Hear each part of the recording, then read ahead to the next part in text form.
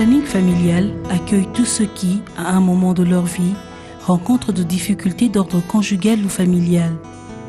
Il informe sur tout ce qui concerne la contraception, la grossesse désirée ou non et les maladies sexuellement transmissibles.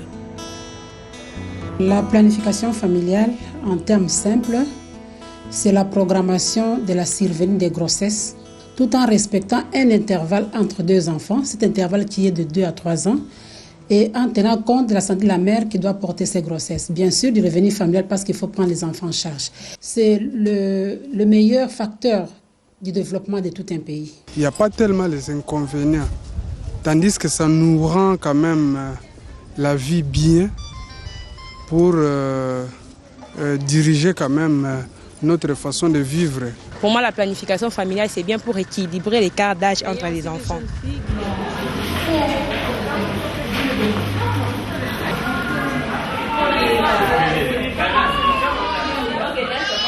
Les avantages sont considérables. Au plan médical, l'hygiène de la reproduction, la santé maternelle et infantile, également pour la survie de l'enfant.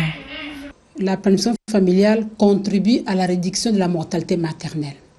La femme qui planifie évite de trop solliciter la matrice. Parce que cette matrice-là, si elle la sollicite chaque année, la femme aura beaucoup de problèmes de santé. Elle peut mourir de cette grossesse-là, suite aussi à l'hypertension ou d'autres problèmes qui peuvent être révélés par des grossesses.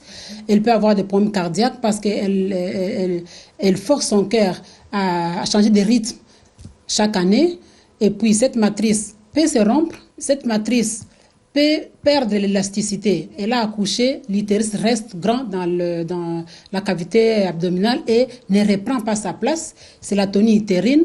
Elle va saigner jusqu'à mourir si on ne prend pas rapidement en charge. Bon, cet utérus, beaucoup sollicité, après l'accouchement, peut faire un prolapsus, c'est-à-dire que ça quitte sa place, les ligaments sont fatigués et lâchent l'utérus.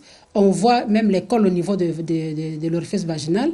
Mais cette femme qui planifie n'aura jamais une grossesse non désirée et ne va jamais être tentée de faire un avortement. Donc, elle épargne aussi sa vie par rapport à la grossesse. Il faut aller quand même moi si à cause de la machine il faut aller moi il faut pas payer tant moi ça zo paiement nous autres zonga kitoko azo que régénérer à tout moment il peut aussi séparer. C'est pas bien de mettre moins chaque année parce que premièrement là vous vous abîmez vous-même parce que le corps d'une femme quand vous mettez au monde comme vous voulez vous allez qu'est-ce que je dirais vous vieillissez, vous allez vieillir si tôt. À chaque fois que la femme met au monde, la femme risque de perdre d'abord la santé.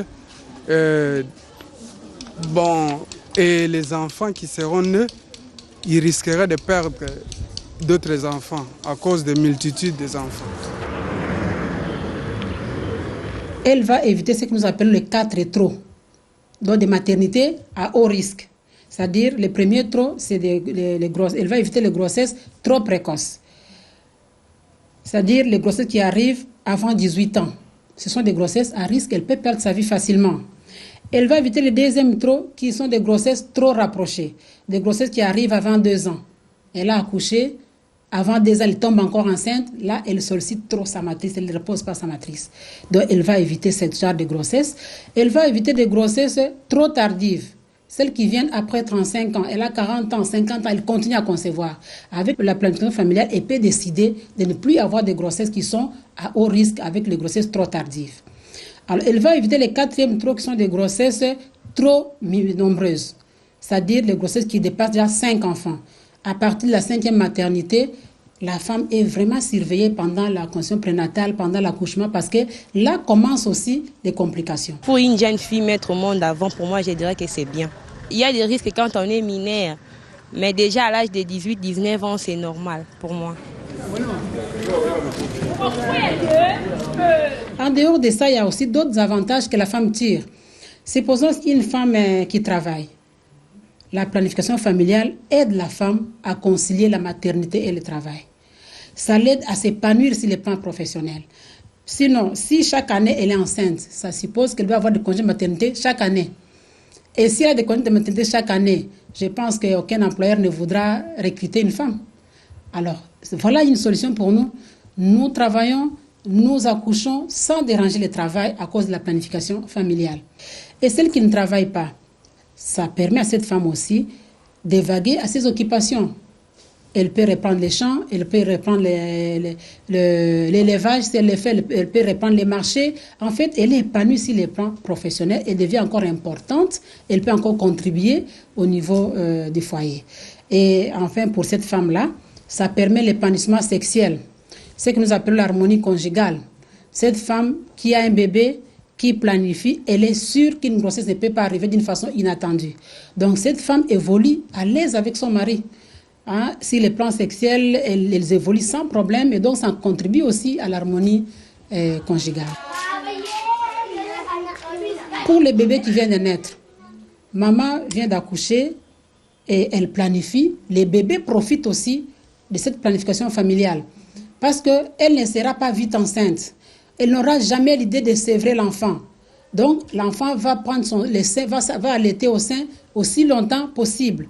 Ce sera un enfant en bonne santé, un enfant épanoui, un bébé qui sourit, qui a vraiment le bien-être, qui a une bonne croissance parce que cette maman-là va s'occuper de la nutrition, elle va s'occuper des calendriers vaccinaux, elle va s'occuper des bébés quand le bébé est malade. Donc, alors, le contraire, vous pouvez imaginer, on vient d'avoir un bébé, on tombe vite enceinte, on a encore des malaises, on ne s'occupe pas de ces bébés-là, ce sont des diarrhées qui arrivent, c'est la malnutrition qui arrive, et puis ce bébé passe. Et il y a un adage que nous utilisons souvent dans le planning familial, nous disons, il faut bien naître pour bien être, c'est-à-dire, il faut bien naître pour bien être. Nous formons l'adulte déjà à l'enfance.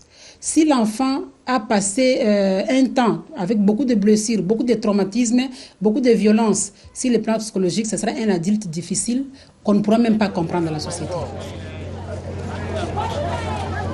Par rapport au papa, maman planifie, il n'y a pas une grossesse qui arrive d'une façon inattendue, bébé évolue normalement, les enfants évoluent normalement, papa aussi bénéficie de la santé mentale.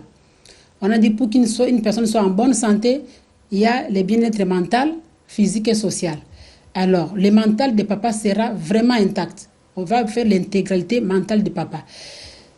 Supposons qu'une femme annonce une grossesse non attendue à son mari. Facilement, la femme annonce, mais le mari regrette. Mais ces remords du mari ne s'arrêtent pas là. Il continue à penser à cette grossesse. Il continue à penser encore comment il va faire la laïette. Si la femme est toujours malade pendant la grossesse, il continue encore à penser à toutes ses dépenses. Et ça diminue même la productivité du mari au niveau du travail. On a connu les maris qui ont fait des accidents, qui travaillent dans des ateliers, qui ont fait des accidents, qui se sont coupés les doigts parce qu'ils pensaient à cette annonce qu'on lui a fait la nuit parce qu'on est enceinte. Donc, ça diminue la productivité des papas. Ça peut même aller, ces regrets peuvent aller facilement à l'hypertension. Donc, papa peut faire des crises hypertensives parce qu'il pense à une grossesse qu'il n'a pas attendue.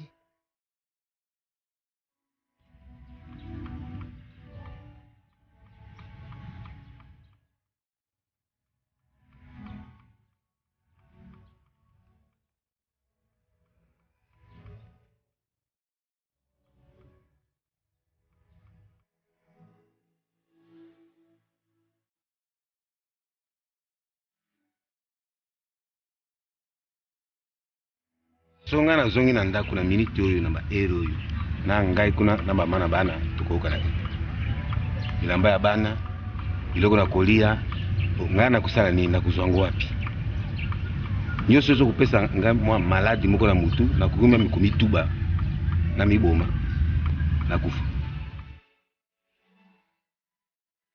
Par rapport à la famille, peut-être qu'avant que maman n'accouche, elle avait d'autres enfants. Et quand on est enceinte, avec toutes les malaises, avec toutes les modifications que nous avons, nous ne pouvons pas peut-être prendre en charge totalement nos enfants. Maintenant, on a accouché, nous planifions pour l'intérêt aussi de nos enfants. Parce que là, on peut encore reprendre les charges familiales, on peut encore reprendre tous les devoirs au niveau de la famille, on peut suivre les devoirs des enfants, on peut préparer, on peut faire la lessive. En fait, on s'occupe très bien de la famille, on encadre très bien les enfants. Alors, ça aide aussi les parents à respecter les droits des enfants. Parce que nous avons dit qu'on a les enfants au nombre voulu et au moment voulu. C'est-à-dire nous tenons compte de notre revenu familial pour avoir des enfants. Ce sont les enfants qui vont avoir, pour lesquels les parents vont quand même respecter les droits. Ils vont étudier, ils vont bien dormir, ils peuvent manger, ils peuvent s'habiller, ils peuvent se détendre. Tout ça, je pense que les parents peuvent respecter et les enfants seront des enfants très épanouis qui n'ont pas beaucoup de complexes par rapport aux autres enfants. Mais le contraire, vous imaginez, ce sont les enfants qui seront complexés, les enfants qui peuvent aller à la rue, tout ça parce qu'on n'a pas pu encadrer les enfants. Comme ça, on a un sentiment, mais pour nous, c'est très difficile. Et on a un conseil dans le ça. Oh, il y a trop. Et ça, on peut bien les malades. Mais, la minute robot, ça dit mon corps et ça, moi bien pour au cadre bien.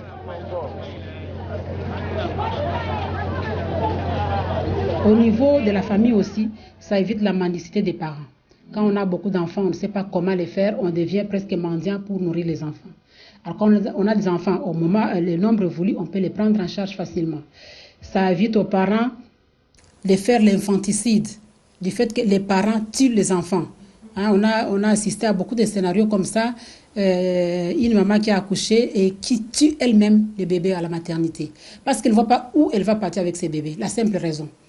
Donc, il fallait même l'éviter, que cet enfant n'arrive pas au monde, qu'elle le laisse venir au monde et puis tuer son propre enfant. Donc, ça évite les parents à arriver à ce niveau-là. Et ça nous évite aussi d'abandonner les enfants, de jeter les bébés dans les poubelles, d'abandonner les enfants dans les maternités. Tout ça, quand on planifie, on ne va jamais abandonner les bébés. Parce que c'est un bébé qu'on a attendu. C'est un bébé qui apporte la joie et non un bébé qui apporte des mésententes au niveau du couple. Donc, c'est un bébé qui sera vraiment encadré.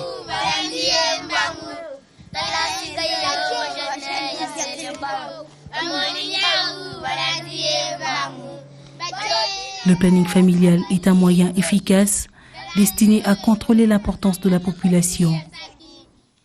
Nous savons que la famille, c'est la cellule de base d'une communauté. Si chaque famille encadre les enfants, si chaque famille a le bien-être, je pense que toute la communauté aura le bien-être automatiquement. Et si chaque famille peut encadrer les enfants suffisamment, je pense que la communauté va bénéficier d'une population de qualité. Parce que la population, ce n'est pas seulement les chiffres, hein, mais la qualité des personnes qui constituent cette communauté-là. Donc, si un pays met vraiment les énergies sur la planification familiale, met un bon programme sur la planification familiale au niveau de toute la communauté, le pays va bénéficier automatiquement d'une population qui va reconstruire et non qui va détruire. Ça profite à la communauté d'éviter des phénomènes sociaux comme les koulouna, les enfants de la rue, comme les enfants sorciers, le travail des enfants, la délinquance juvénile. Tout ça, ça va éviter à la communauté facilement. Parce que chaque famille aura encadré les enfants.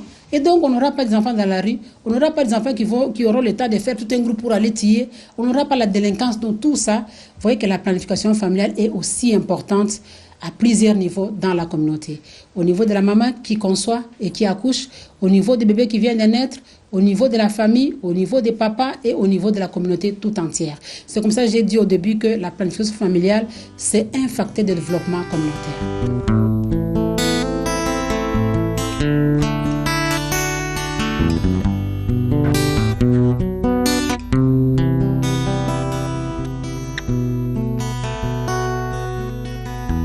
À tous les niveaux de la vie et sur tous les secteurs, la planification familiale est importante.